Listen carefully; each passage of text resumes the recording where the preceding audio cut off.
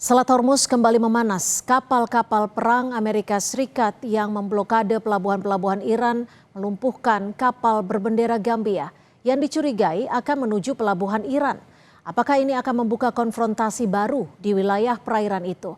Kami akan membahasnya dengan peneliti senior Indo-Pacific Strategic Intelligence Aisyah Kusuma Sumantri serta dosen internasional Institute for Islamic Studies Kasim Muhammadi. Selamat sore Mbak Aisyah, Bung Kasim, terima kasih sudah bergabung bersama kami di Kompas Petang. Selamat sore Mbak Cynthia, senang Ya, bisa bergabung. Bung Kasim, ini kalau dari informasi yang Anda peroleh hingga sore ini sudah ada informasi belum soal kapal Gambia yang dilumpuhkan Amerika Serikat, Bung Kasim?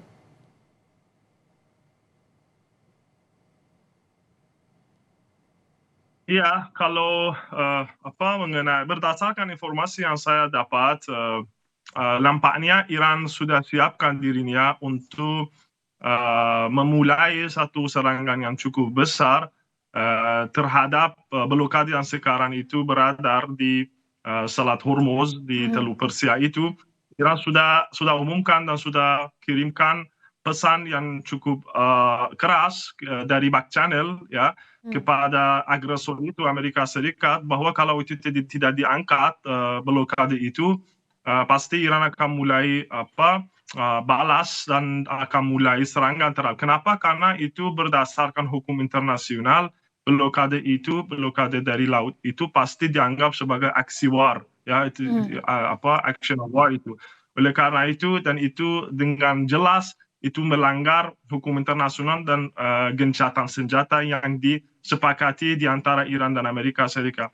Oleh karena itu satu. Kedua, masalah tanker itu yang dihantam Amerika Serikat atau di stop oleh Amerika Serikat, saya kira Iran sudah buktikan bahwa kalau ada aksi dari pihak agresor itu, Iran juga bereaksi dan balas dengan segera dan lebih keras. Dan itu saya kira mungkin dalam beberapa jam ke depan bisa kita melihat balasannya Iran itu mengambil. Oke, Mbak Aisyah, kalau insiden terbaru ini, apakah Anda bisa melihatnya bahwa insiden bahkan bisa dikatakan nanti bisa jadi saling balas. Ini bisa jadi penghalang kesepakatan yang memang saat ini sebenarnya sedang berlangsung antara Amerika Serikat dan Iran? Tentu saja, karena kita lihat sekarang kondisinya antara Amerika Serikat dan Iran ini, rencana MOU-nya masih berada di dalam limbo, yang seharusnya MOU ini ditandatangani untuk bisa memastikan adanya gencatan senjata di antara kedua negara. Lalu kemudian kita lihat, ini padahal diajukan oleh Amerika Serikat, tetapi pihak yang mengajukan itu malah kemudian terus-menerus melakukan pelanggaran ya di dalam kesepakatan gencatan senjata. Nah, kita lihat di sini apa yang dilakukan Amerika Serikat ini merupakan upaya untuk meningkatkan daya tawar Amerika Serikat jika negosiasinya itu memang benar terjadi. Karena apabila misalnya ini MOU-nya sudah take place dan kemudian ceasefire dilakukan, yang terjadi adalah Iran ini akan memegang strategic advantage. Jadi ada keunggulan-keunggulan strategis yang dimiliki oleh Iran. Khususnya kalau kita lihat ada pembicaraan-pembicaraan yang sebelum perang ini berlangsung ya, itu sekarang jadi terbuka untuk Iran, termasuk pembicaraan mengenai misalnya dana Iran di luar negeri, mengenai kemudian Selat Hormuz, mengenai sanksi Iran di dunia internasional dan masih banyak lainnya gitu. Jadi sebenarnya ketika Amerika Serikat melakukan hal ini, yang kemudian ingin dilakukan adalah membuat ya Amerika bisa melakukan kemenangan simbolik dan bisa mengatakan kepada publik Amerika Serikat bahwa mereka telah memenangkan peperangan ini. Yang ternyata kejadian kan ini sebaliknya. Kalau kita lihat sekarang ya masalah nuklir ini ingin ditunda oleh Iran nanti ke belakang gitu ya. Sementara kemudian hal-hal yang diinginkan oleh Amerika Serikat itu malah justru memburuk dilihat dari bagaimana Iran ini tidak mau melepas sebenarnya bargaining positionnya di Selat Hormuz karena itu merupakan salah satu kunci ya perundingan utama yang dimiliki oleh Iran gitu. Jadi sekarang kita lihat sebenarnya dengan adanya ya ekskalasi yang terus dilakukan oleh Amerika Serikat, saya rasa ini akan mengganggu sebenarnya proses dari perundingan. Karena apa? Untuk bisa mendapatkan perundingan yang efektif, pertama-tama yang harus dilakukan oleh negara-negara adalah melaksanakan kemudian confidence building measure atau ya pembangunan kepercayaan di antara kedua negara. Karena kita tahu bahwa sejak sebelum ini ya ada yang namanya trust deficit yang dimiliki oleh Iran ya dan Amerika Serikat terhadap masing-masing. Tetapi trust deficit yang dimiliki oleh Iran ini jauh lebih besar. Ya. Kenapa? Karena kita lihat dari perundingan-perundingan sebelumnya, ya Amerika Serikat ini selalu walk out dan selalu melanggar gitu. Sehingga Iran butuh jaminan kalau Amerika Serikat ini bisa konsisten dan bisa memegang kata-katanya. Sayangnya kita lihat di dalam pola ya beberapa minggu ke belakang, sepertinya Amerika Serikat belum bisa memenuhi sebenarnya ekspektasi Iran dalam hal itu. Bung Kasim, jika memang betul ada trust deficit di tengah perjanjian damai antara Iran dan juga Amerika Serikat dan porsinya lebih banyak trust deficit di Iran, apakah nantinya justru Iran akan menambah kekuatannya untuk melakukan pembalasan atau sebenarnya akan ada diplomasi yang lebih berat lagi dalam kesepakatan damai ini? Saya kira Iran itu akan melanjutkan kedua-dua itu. Ya, ini pasti kalau masalah atau bidang diplomasi dan perundingan pasti merupakan pilihan satunya, pilihan pertamanya Iran. Tapi di sama waktu Iran pasti tidak akan mundur dari kekuatannya. Saya kira kalau Selat Hormuz dan juga masalah nuklirnya Iran itu, khususnya Selat Hormuz, sekarang merupakan jaminan nyatanya Iran untuk menjamin keberlanjutannya kalau ada kesepakatan di antara Iran dan Amerika Serikat itu, kalau jaminan niatannya adalah masalah kontrolnya Iran itu atas Selat Hormuz. Oleh karena itu saya tidak ada keraguan bahwa pasti Iran akan lanjutkan kontrolnya atas Selat Hormuz dan pasti tidak akan lepas tangan dari itu. Oleh karena itu ya pasti saya kira Iran akan kedua-dua itu Iran akan jalankan. Oke, tapi Bung Kasim dari catatan Anda sendiri, sudah berapa kali atau ini justru yang pertama yang dilakukan Amerika Serikat melakukan serangan terhadap kapal berbendera asing di Selat Hormuz ini? Apakah ini baru pertama kali atau memang sudah ada beberapa kali sejak blokade diterapkan Washington ini?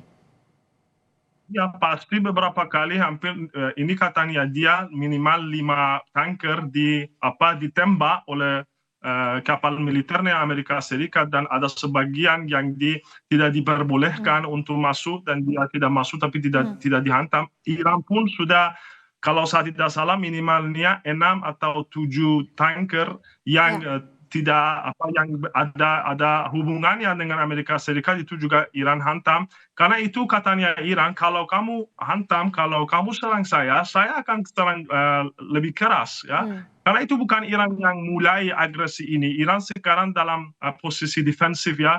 Sekarang Iran mau memastikan kekuatannya itu dan mau memperlihatkan kepada dunia dan khususnya kepada Amerika Serikat itu bahwa itu tidak akan mundur dari haknya dia.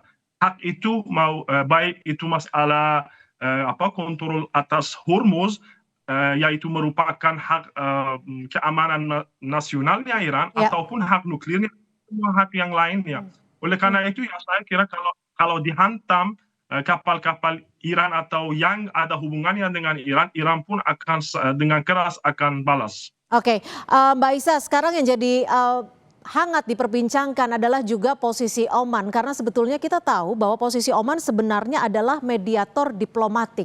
Namun saat ini isu yang menguat adalah bagaimana Iran melakukan komunikasi dengan Oman, dan ini bisa dikatakan membuat Amerika Serikat dalam tanda kutip memanas begitu. Apakah di balik cerita ini ada tujuan yang memang sebenarnya sedang dilakukan baik itu oleh Amerika Serikat ataupun Iran? Di tengah upaya perjanjian damai antara Iran dan juga Amerika Serikat, nyatanya serangan juga masih terus terjadi. Saya kembali ke Mbak Isa. Mbak Isa, kalau memang Iran dan Oman sedang melakukan diskusi untuk bersama-sama mengelola Selat Hormuz, lalu kemudian ada serangan yang dilakukan oleh Amerika Serikat kepada kapal berbendera Gambia. Menurut Anda sendiri ini apakah suatu kebetulan atau memang sebenarnya Amerika Serikat sedang memberikan warning atas apa yang terjadi saat ini? Ya, saya kira sebenarnya ini dilakukan oleh Amerika Serikat sebagai salah satu bentuk untuk memperlihatkan sebenarnya bahwa blokadenya itu masih berjalan. Karena sebenarnya dari awal blokade ini, itu sudah banyak sekali. Ada 5 atau 6 kapal yang sudah ditembak oleh Amerika Serikat, ya 116 kapal itu Hmm. kemudian apa namanya diputar balik oleh Amerika Serikat dan hanya satu dari sekian banyak kapal yang akhirnya boleh lewat gitu ya. Meskipun kita tahu sebenarnya banyak juga shadow fleet Iran yang sebenarnya masih lolos ke China gitu. Iya. Nah, tetapi permasalahan sini kita lihat ini menjadi semakin complicated karena sebenarnya Trump sendiri berada di bawah tekanan gitu. Sekarang dia akan menghadapi pemilu sela di bulan November meskipun ya Trump sendiri bilang kalau dia tidak peduli dengan hasilnya, tetapi nyata sekali bahwa ada kepentingan Republikan ini mempertahankan posisinya di dalam Kongres. Apabila misalnya Trump ya tidak bisa mempertahankan Republikan di dalam Kongres mayoritasnya, maka kemudian ada kemungkinan Trump ini bisa diimpeach ke depannya atau bahkan diadili gitu. Sehingga sebenarnya ini imperatif bagi Amerika Serikat untuk bisa mempertahankan nih citra kalau mereka itu memenangkan peperangannya. Kemarin kita sudah melihat ada pernyataan-pernyataan baru dari Donald Trump dan Hegseth ya yang Ya. menyatakan bahwa apa namanya amunisinya sudah habis, mereka hampir kalah dan masih banyak lagi. Dan itu juga didukung oleh kemudian Menteri Keuangan Amerika Serikat yang menyatakan kemudian suara yang serupa bahwa Donald Trump tidak akan tinggal diam. Permasalahannya, kalimat-kalimat tersebut hanya ditujukan untuk bisa ya menyenangkan domestic audience gitu. Tetapi permasalahannya itu berbeda jauh dengan apa yang terjadi di lapangan gitu. Ketika kemudian Amerika Serikat terus-menerus melakukan blokade dan bahkan menyerang kapal asing gitu ya, ini akan menyakiti tidak hanya Iran tetapi juga kemudian negara-negara di Gulf country ya di GCC gitu. Karena sebenarnya ya permasalahan yang dihadapi Iran sekarang tekanan ekonomi dan juga kemudian kemungkinan besar ya ini apa namanya berkurangnya storage capacity dari industri minyak itu negara-negara GCC yang sekarang kita lihat sebenarnya seperti UAE dan Arab Saudi ini secara diam-diam pun ternyata melakukan serangan ke Iran gitu ya. Hmm. Nah, permasalahannya kita lihat di sini ini ada Oman yang sebenarnya selalu mengklaim dirinya sendiri sebagai Switzerland of the Middle East dan Ya. Oman ini kan record yang cukup panjang sebenarnya di dalam diplomasi antara Amerika Serikat dan Iran. Di Hmm. tahun 2025 kemarin setelah perang 12 hari Oman ini yang menjadi penengah Ya. meskipun ya Ya. ini secara apa namanya terbuka saat itu. Nah, ternyata di tahun 2026 ini juga ada kemudian apa namanya negosiasi yang kemudian apa namanya dilakukan oleh Oman gitu ya. Tetapi ya permasalahannya ketika klausal masalah pengelolaan Selat Hormuz ini keluar, Amerika Serikat ini mulai bergeser pandangannya Hmm. kepada Oman. Karena Oman ini sejak awal memang negara yang sebenarnya cukup netral, multi alignment gitu ya, Oke, dan dia tapi dekat gini Mbak Isa, dengan ya. jikalaupun dunia sudah mengetahui bahwa Oman diketahui sebagai negara yang cukup netral, yang selalu menjunjung perdamaian, tapi ketika ada posisi daya tawar untuk mengelola Selat Hormuz ini, apakah ada kemungkinan ke sana Oman akan menyetujui hal itu? Ya kalau misalnya Oman misalnya ya ini Mbak ya, kalau kita lihat bahwa Oman ini menyetujui misalnya maritime agreement dengan Teheran ya, maka ini kemudian akan bisa sebenarnya membuat keadaan di Selat Hormuz ini menjadi semakin complicated gitu ya, Oke, semakin oke. rumit gitu. Karena kemudian kita lihat bahwa perairan tersebut itu kan sebenarnya jatuh di dalam di bawah jurisdiksi dari Oman, tetapi permasalahannya belum ada sampai saat ini belum ada kepastian di mana kemudian posisi Oman. Meskipun kita tahu ada kabar bahwa secara diam-diam Oman Ya, dan Iran kemudian melakukan negosiasi, tetapi kan hasil akhirnya ini belum ada. oke. Amerika Serikat melakukan hal tersebut sebagai bentuk koersif diplomasi Ya. untuk mengancam Oman agar dia tidak melakukan sesuatu yang kemudian bertentangan dengan kehendak Amerika Serikat di dalam perang Oke, ini. kalau dari Bung Kasim sendiri, ketika Mbak Isa tadi juga mengatakan bahwa sebenarnya Iran saat ini berada di posisi permasalahan terkait dengan tekanan ekonomi. Kemudian tak berapa lama kemudian Iran disebut melakukan komunikasi dengan Oman. Apakah ini bagian dari relativitas tekanan ekonomi yang saat ini sedang dialami oleh Iran, Bung Kasim? Iya, saya kira kalau masalah negosiasi sama Oman itu bukan apa alasannya masalah ekonominya Iran. Iran itu sekarang mau menghormati apa hak apa persahabatannya sama Oman itu, dan saya kira tidak ada keraguan dari pihak apapun bahwa Iran pasti akan jalankan kekuatannya dan kekuasaannya di Salah Hormuz, tapi sekarang berdasarkan persahabatan yang berada di antara Iran dan Oman, dan juga pasti sebagian perlautan yang berada di Teluk Persia itu dan khususnya di Salah Hormuz pasti itu share-nya Oman, ya oleh karena itu pasti Iran akan lanjutkan negosiasi sama Oman. Dan mengenai masalah ekonominya Iran itu, saya kira kalau Iran sudah lama belajar bagaimana mengakali blokade ataupun problem-problem ekonominya dia. Ya pasti sekarang ada tekanan atas ekonominya Iran, tapi saya kira ada banyak solusi untuk tekanan itu untuk diselesaikan ataupun direndahkan itu. Satunya, saya kira kalau pemirsa yang terhormat mereka tahu bahwa kalau Iran itu luas sekali. Kalau perbatasannya Iran itu dari jalur tanahnya Iran itu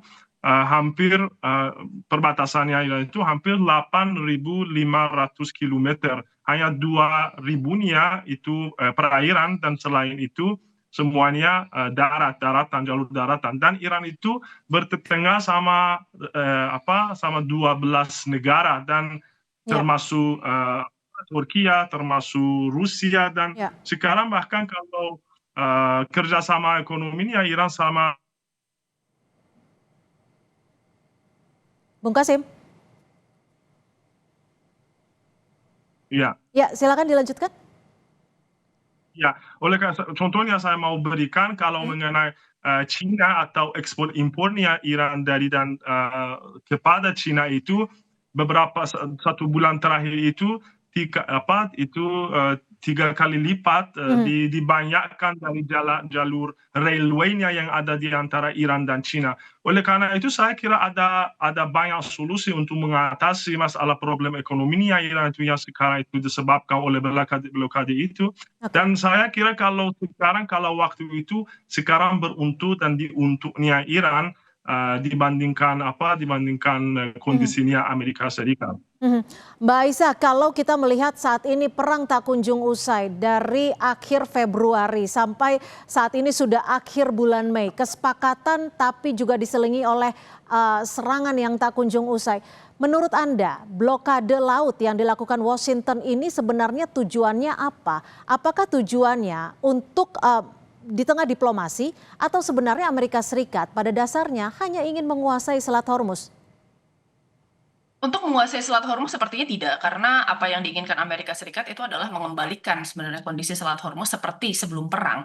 Tetapi kan permasalahannya yang terjadi sekarang adalah ini hampir tidak mungkin karena Iran di sini menggunakan Selat Hormuz sebagai leverage utama untuk bisa melakukan negosiasi. Iran tahu kalau Selat Hormuz ini sampai dilepas, maka kemudian Amerika Serikat akan berusaha sebenarnya menekan Iran melalui jalur militer dan kemudian jalur-jalur lain gitu ya. Jadi sebenarnya Selat Hormuz ini merupakan salah satu bargaining chip utama yang dimiliki oleh Iran saat ini. Nah, lalu yang kedua, kita kira sebenarnya apa yang kemudian terjadi di sini adalah Amerika Serikat sadar betul kalau saat ini ya secara militer meskipun dia memiliki keunggulan di bidang udara dan di bidang laut, tetapi dia tidak bisa sebenarnya secara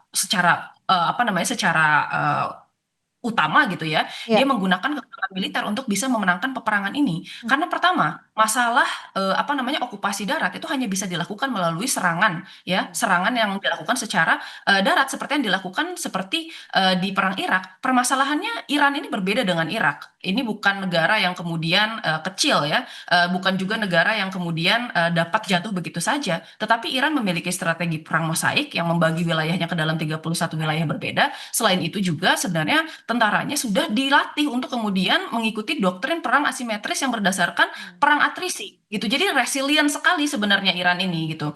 Nah, beban politik untuk bisa turun ke dalam perang darat ini sebenarnya besar dan sangat mustahil. Oleh karena itu sebenarnya Amerika Serikat ini berusaha untuk ya menyelesaikan permasalahan ini melalui cara-cara diplomatik, tetapi tetap mengedepankan sebenarnya cara-cara untuk menekan secara koersif. Kita sebut sebagai koersif diplomasi ya, di mana kemudian kedua hal ini berjalan secara beriringan. Permasalahannya kenapa kemudian ini sampai deadlock? Iran sendiri sudah jelas ya statementnya bahwa dia tidak akan mau melakukan negosiasi kalau misalnya masih ada tekanan-tekanan serta ya intimidasi dari Amerika Serikat. Nah, makanya di sini kita lihat apa yang kemudian harus dicapai. Ya, memang Amerika harus menerima terlebih dahulu kalau misalnya memang ya Amerika Serikat itu sedang berada di dalam posisi disadvantage gitu saat Kalaupun misalnya mau dilanjutkan, saya kira sebenarnya ada beberapa prediksi di mana kemudian perang ini bisa berakhir. Yang pertama mungkin di akhir bulan Juli ya atau di awal bulan Agustus ketika musim panas itu masuk ya musimnya dan kemudian kebutuhan energi semakin meningkat karena di utara itu butuh pendingin dan di selatan itu butuh penghangat gitu. Oke, Nah, sementara Middle East itu menjadi sangat panas gitu oke. sehingga will of fight-nya menghilang. Nah, yang Hmm, kedua adalah ketika di ini pemilu setelah Amerika Serikat. Kalau misalnya seandainya Republikan kalah, ya ini maka kemudian akan membuka oke. pintu apa namanya negosiasi lainnya. Mhm. Baik, terima kasih atas perspektif Anda, Mbak Aisyah, dan juga Bung Kasim atas perspektifnya sore hari ini di Kompas Petang. Selamat sore.